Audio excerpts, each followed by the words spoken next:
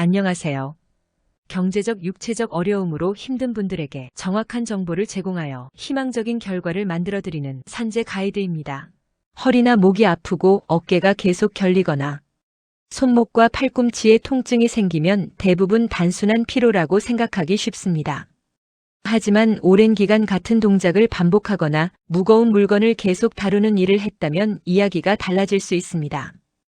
업무 과정에서 신체에 부담이 반복적으로 쌓여 발생한 질환이라면 근골격계 질환으로 산재를 인정받을 가능성이 있기 때문입니다.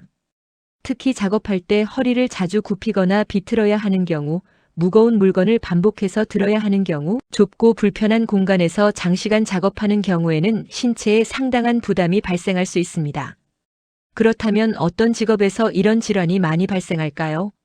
건설 현장에서 일하는 용접공이나 배관공, 형틀목수, 미장공, 도장공 등이 대표적입니다.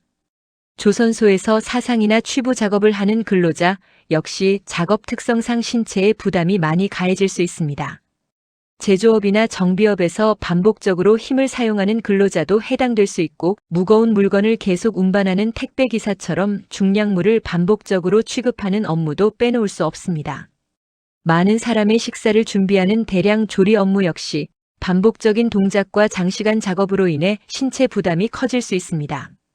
여기서 중요한 것은 단순히 어떤 직업이냐만 보는 것이 아니라 실제로 어떤 작업을 얼마나 오랫동안 했는지를 함께 살펴본다는 점입니다. 일반적으로 허리나 목처럼 큰 관절과 척추에 발생한 질환은 장기간의 신체 부담이 중요한 판단 요소가 됩니다. 오랜 기간 같은 업무를 반복했다면 업무와 질병 사이의 관련성을 설명하는 데 유리할 수 있습니다. 반면 손이나 손목처럼 작은 관절에 발생하는 질환은 비교적 짧은 기간의 업무 경력만으로도 업무 관련성이 인정되는 경우가 있습니다. 결국 근무 기간 하나만 가지고 산재 가능 여부를 판단해서는 안 됩니다.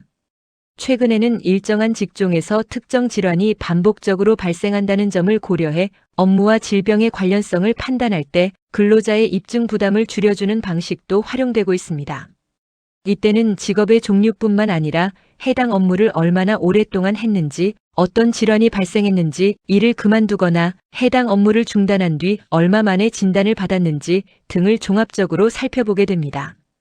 같은 직업이라도 실제 작업 내용과 작업 강도, 반복 횟수, 작업 자세, 중량물의 무게, 근무 기간 등에 따라 판단 결과가 달라질 수 있기 때문입니다.